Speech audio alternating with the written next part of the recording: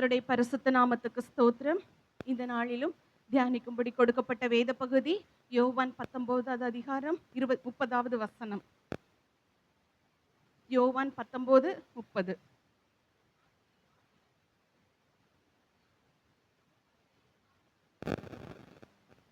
ஆமென். இந்த இடத்துல முடிந்தது என்று சொல்லி தலையை சாய்த்து ஆவியை ஒப்பு கொடுத்தார். முடிந்தது. அங்க ஏசப்பா எல்லாமே முடிஞ்சிட்டு, பிதா என்ன அனுப்பின நோக்கம், என்ன நம்பி தந்த பொறுப்பு எல்லாத்தையுமே நான் நிறைவேற்றிட்டேன் அப்படிங்கிறத சொல்றதுக்காக முடிந்தது அப்படிங்கிற வார்த்தையை சொன்னாங்கன்னு சொல்லி நம்ம நிறைய நேரத்துல நிறைய வேத பகுதி நிறைய நேரங்கள்ல இதை நம்ம தியானிச்சிருக்கிறோம். இன்னும் கூட இங்க சொல்லப்படாத இன்னும் ஒரு 2 காரியங்கள் இருக்கு. அது வேதத்தின் அடிப்படையில கொஞ்சம் வேகமா தியானிக்கலாம். மத்தேயு 2வது அதிகாரம் 16வது வசனம். மத்தேயு 2:16.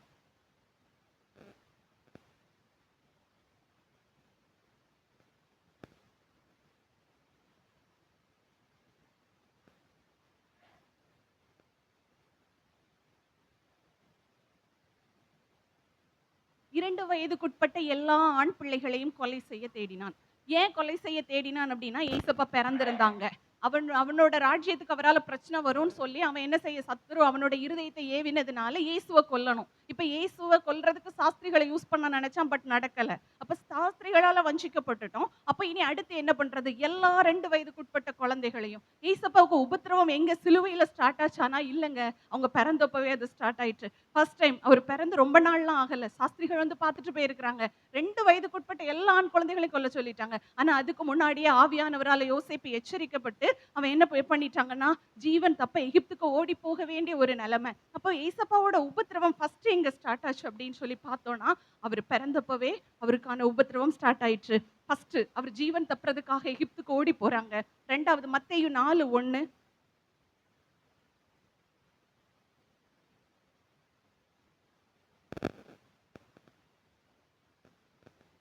இயேசு பிசாசினால் சோதிக்கப்படுவதற்கு 2வது அவருக்கு வந்த உபத்திரவம் என்னது? பிசாசினாலான சோதனை. அப்புறம் 3வது அப்படி பார்த்தோம்னா மத்தேயு 8:34.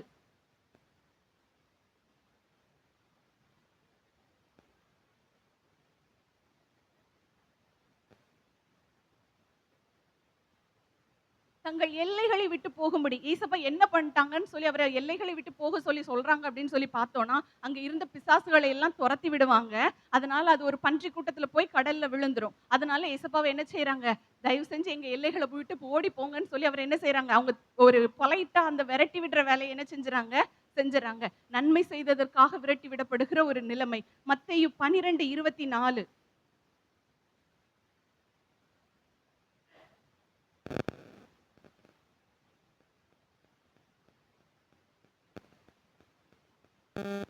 அவர் பெயல்செபூனால பிசாசுகளை துரத்துறார். அவரு நன்மை செய்கிற ஒரு தேவனா இந்த பூமியில வந்தார். அவர் ஆவியானவரால் அநேக காரியங்கள் என்ன செஞ்சுட்டு இருக்காங்கன்னா, பிசாசுகளை துரத்திட்டு இருக்காங்க. பாருங்க, அவருடைய ஜீவிதமே நீ பிசாசுகளுடைய தலைவன்கிற அளவுக்கு அவர் என்ன செஞ்சுட்டாங்க? கொண்டு போய் நிறுத்திட்டாங்க. மத்தேயு 11:19.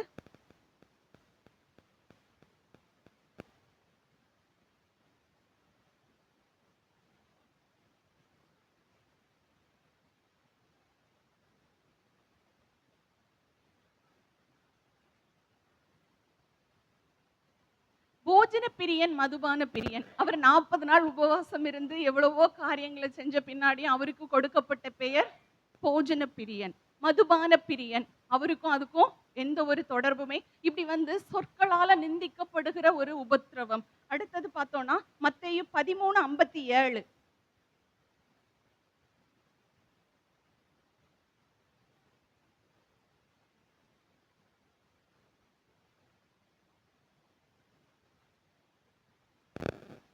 சொந்த வீட்டுல கூட கனவீனப்பட்ட ஒரு நிலை. அடுத்தது மத்தேயு 23:35.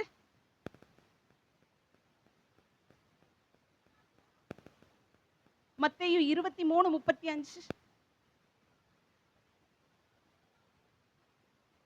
இல்ல, நியாயசாஸ்திரி ஒருவனால் சோதிக்கும்படி அவரு பாடுபடுறாரு. அந்த இடத்துல பிசாசுனால மட்டும் இல்ல, நியாயசாஸ்திரி ஒருத்தனாலே அவர் என்ன செய்யப்படுறாருன்னா சோதிக்கப்படுறாரு. மத்தேயு 26:38.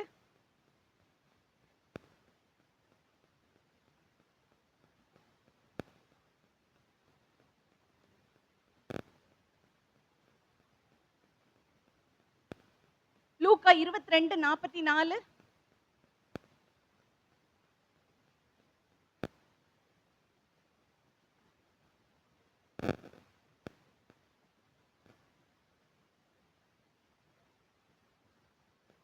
பாருங்க, அவருடைய ஆத்துமா மரணத்துக்கு ஏதுவான துக்கம். ஒரு மனுஷனோட வாழ்க்கையில ஒரு ஜீவனுக்கு பயந்து ஓடுற ஒரு நிலைமை.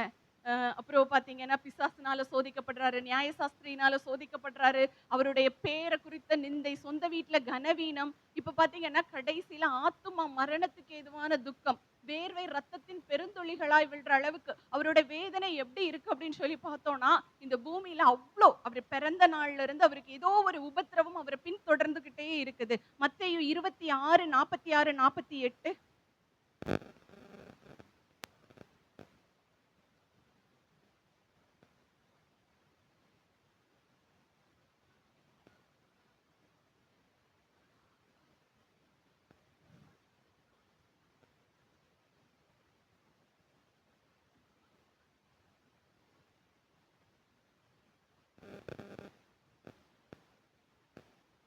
காட்டி கொடுக்கிறவன் யாரு?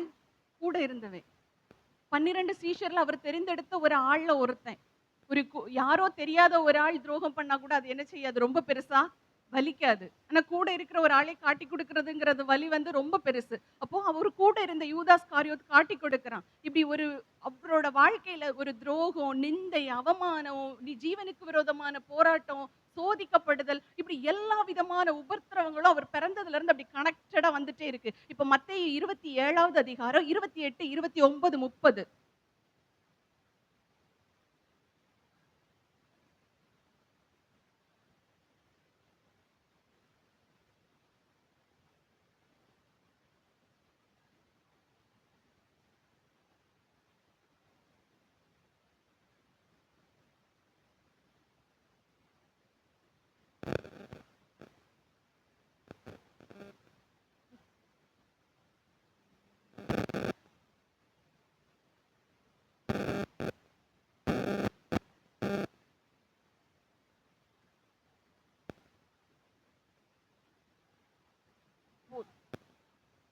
போதும்பா. சரி. ஏசப்பாவோட வஸ்திரங்களை கலட்டுறாங்க, முள்முடி அவருக்கு சூட்டுறாங்க, பரியாசம் பண்றாங்க, துப்புறாங்க, அடிக்கிறாங்க, கசப்பு கலந்த காடிய கொடுக்குறாங்க. பார்த்தோம்னா அவரு கடைசி நேரத்துல அனுபவித்த வேதனை இவ்வளவு நாள் அனுபவித்த உபத்திரவத்துல எல்லாம் இருந்து என்னது, ரொம்ப ரொம்ப அதிகமான ஒரு வேதனையை ஆண்டவர் என்ன செஞ்சுட்டு இருக்காங்க, அனுபவிச்சுட்டு இருக்காங்க. இந்த இடத்துல ஆண்டவர் இப்ப யோவான் 19:30 இயேசு காடியை வாங்கின பின்பு முடிந்தது என்று சொல்லி தலையை சாய்த்து ஆவியை ஒப்பு கொடுத்தார். முடிந்தது. இந்த இடத்துல அந்த முடிந்தது ஆண்டவர் சொல்லும் போது, இத்தனை நாள் நான் பிறந்ததுல இருந்து அனுபவிச்சுட்டு இருந்த என்னுடைய உபத்திரவமும் இதுல என்ன செஞ்சுச்சு, இந்த நிமிஷத்துல முடிந்தது. அதுக்கு பிறகு அவர் தலையை சாய்த்து ஆவியை ஒப்பு கொடுத்தார் அப்படின்னு வேதத்துல எழுதப்பட்டிருக்கு. அப்போ இதுவரைக்கும் பிதாவினுடைய நோக்கத்தை நிறைவேற்றி அவர் முடிந்ததுன்னு சொன்னார். ஒரு காரணம் நம்ம தியானிச்சிருக்கிறோம். இன்னைக்கு இரண்டாவதா ஒரு காரியம் என்ன அப்படின்னா, அதுவரை அவர் பிறந்ததுல இருந்து அவரை பின்தொடர்ந்து வந்த ஒரு உபத்திரவம், அவர் கடந்து வந்த கசப்பான அனுபவம், அவர் சரீர பிரகாரம் அடைந்த ஆக்கினை, நிந்தனை, அவமானம் எல்லாமே அந்த இடத்துல முடிந்தது அப்படின்னு சொல்லி ஏசப்பா அந்த இடத்துல அந்த வார்த்தையை சொல்றாங்க. இன்னொரு வார்த்தையும் கூட அந்த இடத்துல மறைஞ்சிருக்குது. யோவான் 1வது அதிகாரம் 12வது வசனம் வாசிங்க.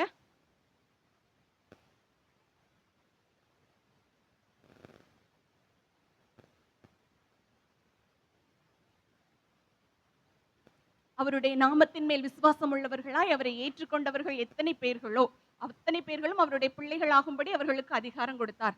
அவர் அந்த பிள்ளைங்களோட வாழ்க்கையில இருந்த பாவம், சாபம், அவங்க வாழ்க்கையில இருந்து அவங்களுக்கு வர வேண்டிய பாவத்தின் நிமித்தம், சாபத்தின் நிமித்தம் வர வேண்டிய ஆக்கினை, நிந்தனை, நித்திய ஜீவன், அவங்களோட ஆத்மாவுக்கு விரோதமா இருந்த அந்த எரிநரகத்தின் காரியங்கள் இத்தனையுமே அங்க என்ன செஞ்சுச்சு, முடிந்தது. 2 விதமான காரியங்கள் இன்னைக்கு நாம பார்க்கிறோம். ஒண்ணு, இயேசு சரீர பிரகாரமாக அடைந்த வேதனை அந்த இடத்துல என்ன செஞ்சுச்சு, முடிந்தது. 2வது காரியம், அவரை ஏற்றுக்கொண்டு அவர் மேல விசுவாசமா இருந்த பிள்ளைங்களோட வாழ்க்கையில வர வேண்டி இருந்த அத்தனை பாடுகளும் உபத்திரவங்களும், நீ சுமக்க வேண்டிய அத்தனை உபத்திரவங்களை பாடுகளை நான் சுமந்து தீர்த்துட்டேன், அதனால உன் வாழ்க்கையில அதெல்லாம் இல்ல, முடிஞ்சிச்சு, முடிந்தது அப்படின்னு சொல்லி ஏசப்பா சொல்றாங்க. இப்போ நாம இங்க இருக்கிற ஒவ்வொரு பிள்ளைங்களும் தெய்வ பிள்ளைங்க. நான் ரட்சிக்கப்பட்டுட்டேன், நான் தேவனை பின்பற்றுகிற பிள்ளையா இருக்கிறேன். இப்போ உங்க எல்லார்கிட்டயும் ஒரு கேள்வி. இன்னைக்கு இயேசுவை ஏற்றுக்கொண்ட பின்னாடி உங்க வாழ்க்கையில உபத்திரவம் இருக்கா இல்லையா? யாராவது ஒரு ஆள் இன்னைக்கு என் வாழ்க்கையில உபத்திரவம் இல்ல அப்படின்னு சொல்லி கை உயர்த்த முடியுமா? முடியாது. ஏசப்பா எல்லாத்தையும் சிலுவையில சுமந்து தீர்த்துட்டாங்க, முடிஞ்சிச்சு. அப்புறம் ஏன் இன்னும் இந்த உபத்திரவம் பின்தொடர்ந்துகிட்டே இருக்கு? ஒரு தெய்வ பிள்ளையோட வாழ்க்கையில ஏன் இன்னும் இந்த உபத்திரவம் முடியல? ஏன் அது தொடர்ந்துகிட்டே இருக்கு? இதுக்கான காரணங்கள ஒரு 3 நபர்கள வேதத்துல இருந்து காணிச்சு கொடுத்துட்டு இந்த பகுதியை நம்ம நிறைவு செய்யலாம். யோவான் 11வது அதிகாரத்துல லாசரு அப்படிங்கிற ஒரு மனுஷனை குறித்து சொல்லப்பட்டிருக்கு. இந்த லாசருவின் குடும்பமும் யார் அப்படின்னு சொல்லி பார்த்தோம்னா, இவங்க தேவனை பின்பற்றின ஒரு பிள்ளைங்க. இந்த லாசரு என்ன செய்யறான்னா, வியாதிப்பட்டிருக்கிறான். அப்பவே இயேசுவுக்கு சொல்றாங்க லாசரு வியாதிப்பட்டிருக்கிறான் அப்படின்னு சொல்லி. ஆனா லாசரு என்ன செஞ்சுறான் அப்படின்னா, மரித்து போயிடுறான். மரித்து போனதுக்கு அப்புறம் இயேசப்பா வர்றாங்க. வந்து நின்னு பாக்குறாங்க. லாசருவோட கல்லறை முன்னாடி எல்லாரும் நின்னு அழுதுட்டு இருக்காங்க. அப்போ இயேசப்பா சொல்றாங்க, லாசருவே வெளியே வா அப்படின்னு சொல்லிட்டு ஒரு வார்த்தை. அப்படி சொல்லும் போது லாசரு என்ன செய்யறானா, உயிரோட வர்றாங்க.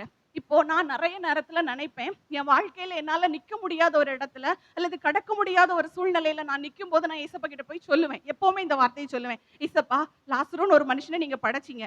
வியாதியா இருக்கும் போதே நீங்க அவனை சுகமாக்கி இருக்கலாம், அல்லது அந்த வியாதியே வராம பாதுகாத்து இருந்திருக்கலாம். ஆனா வியாதி வந்துச்சு, அந்த மனுஷன் மரிச்சு போயிட்டான். 4 நாள் ஆயிடுச்சு, கல்லறையில வச்சாச்சு, சரீரம் எல்லாம் நாறி போயாச்சு. ஆனா அது எல்லாத்துக்கும் பின்னாடியும் வந்து உயிர்ப்பிக்க உங்களால முடியுமானா, இன்னைக்கு என் வாழ்க்கையில இந்த இடத்துல எனக்கு உதவி செய்ய முடியும் அப்படின்னு சொல்லி நான் நிறைய நேரத்துல இந்த வார்த்தைகளை தெய்வ சமூகத்துல அறிக்கையிடுவேன். இன்னைக்கு தேவ ஜனமே, உன் வாழ்க்கையில ஏன் இந்த உபத்திரவம், எனக்கு ஏன் இந்த ஒரு பாடு அனுமதிக்கப்பட்டிருக்கு அப்படின்னு சொல்லி கேக்குறீங்கல்ல. லாசருவோட வாழ்க்கையில இந்த ஒரு உபத்திரவம், மரணம் அப்படிங்கிற அந்த ஒரு பாதை அனுமதிக்கப்படல, அவன் திருப்பி உயிர்ப்பிக்கப்படலைன்னா எனக்கு இன்னைக்கு இந்த ஒரு விசுவாசமா நான் தேவனிடத்துல கிட்டி சேருகிற ஒரு நிலை இருந்திருக்குமான்னு எனக்கு தெரியல. இந்த லாசரு நம்ம எல்லாத்துக்குமே ஒரு திருஷ்டாந்தமா வைக்கப்பட்டிருக்கிறான். இன்னொரு காரியம் கூட பார்க்கலாம். பிலிப்பியர் 2:27 சொல்லப்பட்டிருக்குது. எப்பாப்ரோதீத்து, பவுல் சொல்றாரு, அவன் வியாதியா இருந்தான், மரணத்துக்கு ஏதுவான வியாதியோட இருந்தான் அப்படின்னு சொல்லப்பட்டிருக்குது. ஆனாலும் துக்கத்தின் மேல் துக்கம் எனக்கு வராதபடிக்கு தேவன் அவனுக்கும் இறங்கினார், எனக்கும் இறங்கினார். வியாதிப்பட்டிருந்த ஒரு மனுஷன் தான், ஆனா தேவன் அவனுக்கு என்ன செய்யறார் அப்படின்னா, ஜீவனை கொடுக்கிறார். ஏசப்பாவை பின்பற்றின பிள்ளைங்க தான். இவங்க வாழ்க்கையில எல்லா பாவங்களும் சாபங்களும் முடிஞ்சு போன பிள்ளைங்க தான். ஆனா பாருங்க, அவங்களோட வாழ்க்கையில அனுமதிக்கப்பட்ட உபத்திரவம் எதுக்காக அப்படின்னா, பின் வருகிற சந்ததிக்கு அவங்க திருஷ்டாந்தங்களா இருக்கும்படி, அவங்க ஒரு ஜீவனுள்ள சாட்சிகளா இருக்கும்படிக்கு அந்த உபத்திரவம் அவங்க வாழ்க்கையில அனுமதிக்கப்பட்டுச்சு. லூக்கா 8வது அதிகாரத்துல 43 48 வரைக்கும் ஒரு ஸ்திரியை குறித்து சொல்லப்பட்டிருக்குது. 12 வருஷம் பெரும்பாடுள்ள ஒரு ஸ்திரீ. லூக்கா 8 43 48.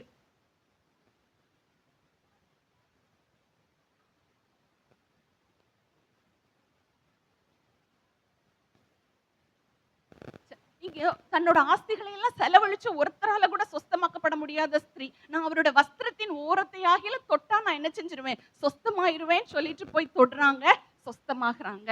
அப்போ அவரோடத்துல இருந்து அவரோட வல்லமை வெளிப்பட்டு அவங்கள சொஸ்தமாக்குச்சு. பாருங்க, அந்த ஸ்திரீக்கு பெரும்பாடு வராமலே இருந்திருந்திருக்கலாம். ஆனாலும் பாருங்க, சிலருடைய வாழ்க்கையில சில பாடுகள், சில உபத்திரவங்கள் அனுமதிக்கப்படுது. அது எதுக்காக அப்படின்னு சொன்னா, தேவன் தம்முடைய வல்லமையை விளங்க பண்ணும்படிக்கு அந்த உபத்திரவங்கள் என்ன செய்யப்படுது, சில பிள்ளைகளுடைய வாழ்க்கையில அனுமதிக்கப்படுது. இப்ப எத்தனையோ ஸ்திரீகளுக்கு பெரும்பாடுள்ள ஸ்திரீ ஒரு ஜீவனுள்ள சாட்சி. அதே போல எபிரேயர் 11 37 38 வாசிக்கலாம்.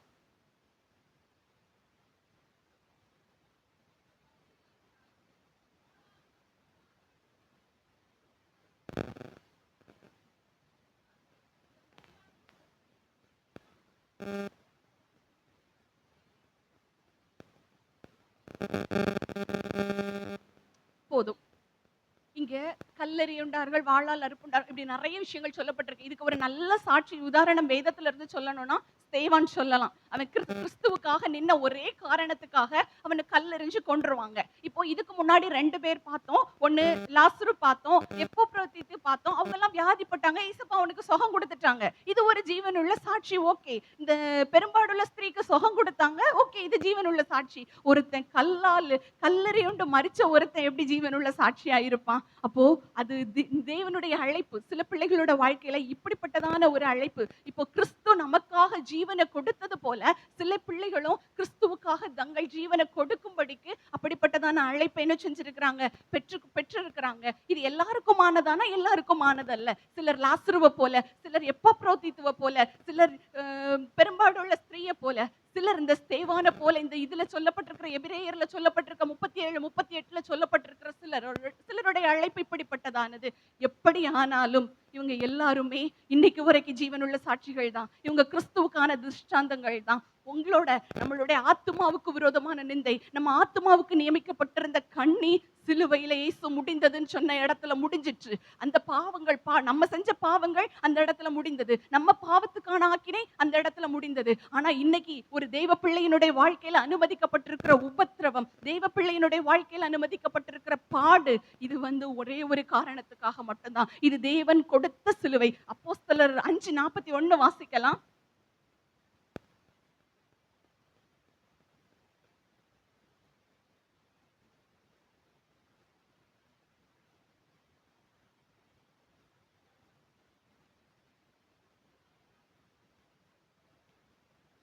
போதும்பா.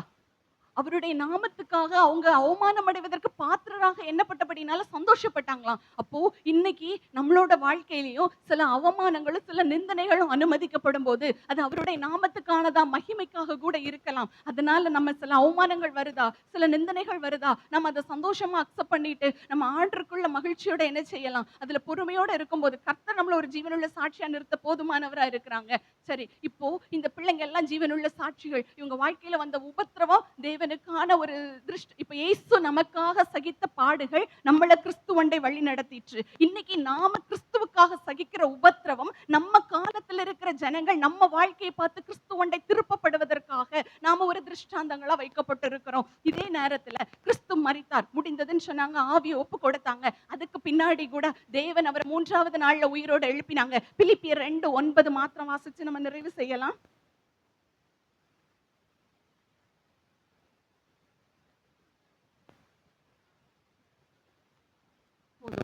போதும்பா.